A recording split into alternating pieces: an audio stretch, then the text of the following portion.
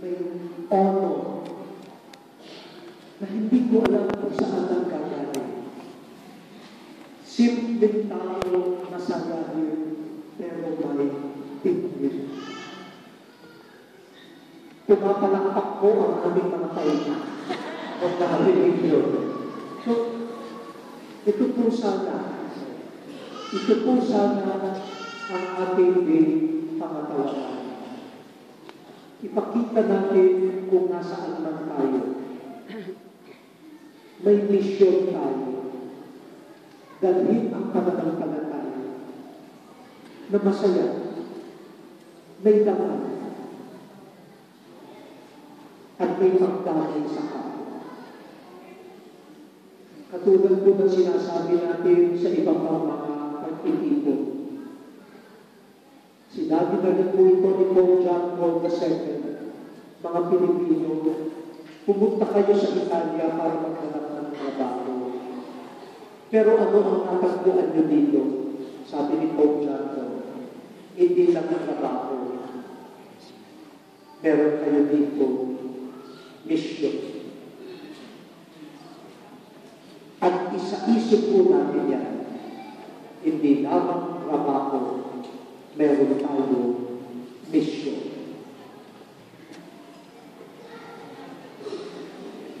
Sa inyong mga pinagtatrabahuhan, dahil ang pananampalataya.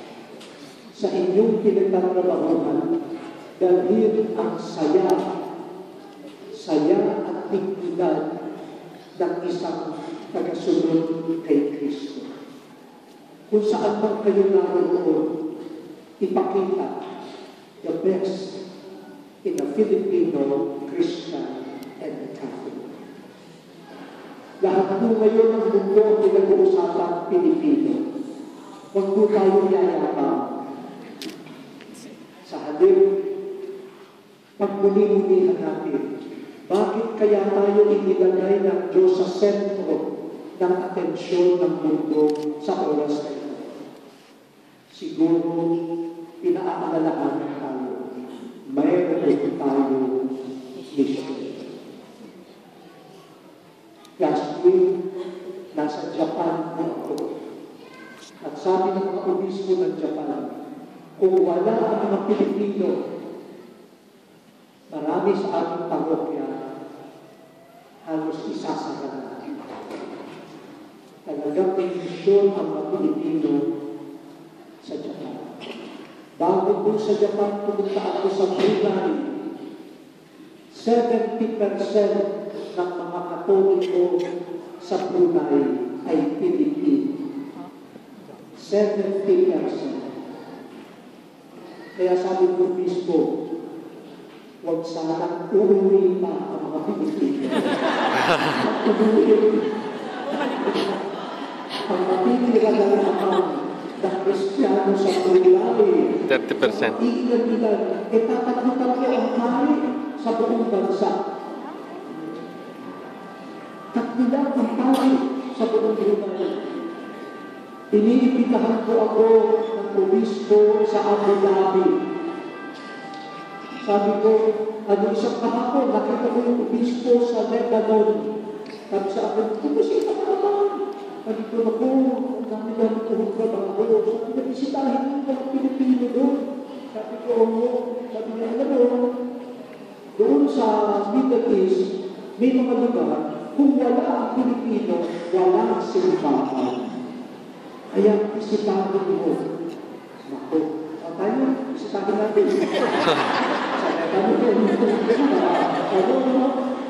Kaya sabi ko, eto, meron tayong mission.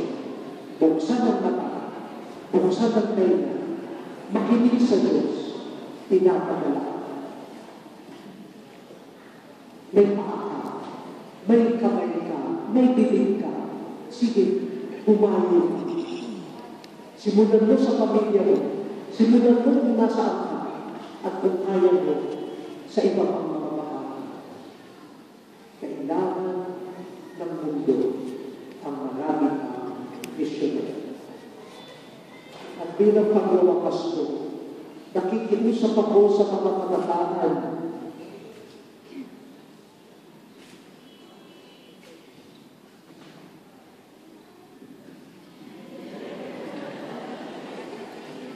Total, karamihan sa inyo ay talaga siguro Italiano na sa isip, sa salita, sa ugali, pero huwag yung kalilimutan at itatapon ang pagiging Pilipino. Marami tayong kahinaan, marami tayong kapintasan. Pero meron din tayo mga pagagandang bagay na gusto-gusto ng ibang mga tao. Sayang naman kung ang Pilipino ka ang magtatapon noong maganda sa pagiging Pilipino. Kung hindi kahihiya ang inyong pagiging Pilipino. At mga magulang, ipasa ninyo sa inyong mga anak kung ano ang maganda at marangal sa ating kultura at sa ating pananampalataya. At sa mga kabataan, kung dito na rin lang kayong mga alagi, pakiusap ko sa inyo, isipin naman ninyo ang pagpapahali.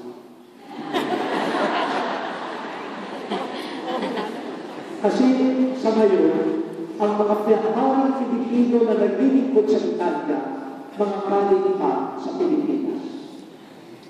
Sana dumating ang panahon na mga Pilipino ipinanganak na din ang papasok sa seminaryo at magiging mga pari.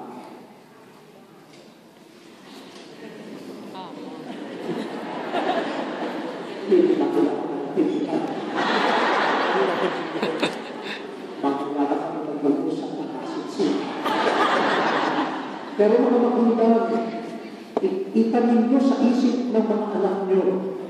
Hindi lamang ang pagkita ng pera, pagkaganoon, kundi ang paglilingkod sa simbahan sa pamamagitan ng bokasyon sa pagpapala. At yung mga dalaga ang daming Pilipinang pagkagaganda. Mas gaganda kayo pagkakabato.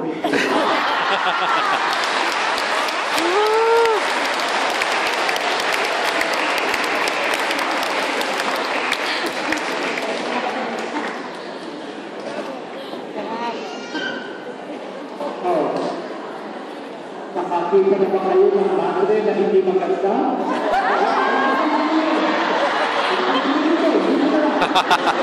Amen daw. Please, ang isang bunga ng pagiging misyonero ng mga tao na pumunta na sa bagong lugar ay kung ang susunod na henerasyon ay magbubunga na ng mga bokasyon sa pagpapalit sa religious life. Pero siyempre, pagbulihin ang pagiging laiko. May asawa, businessman, teacher, driver, anuman ang iyong tungkulin, gawin mo ang iyong mission.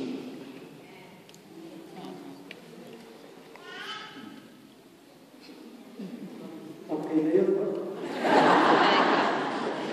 Marami na yun. Mabuti na lang madaling araw. So, tayo po'y tumahimik sa dali. At hilingin natin sa Panginoon ang kabukasan ng mata, kaingaan at puso para makita, marinig, maramdaman ang pagdurusa ng kapwa. Hilingin din natin sa Diyos ang biyaya na tayo ay makatubog sa misyon na binibigay niyo sa atin. Maging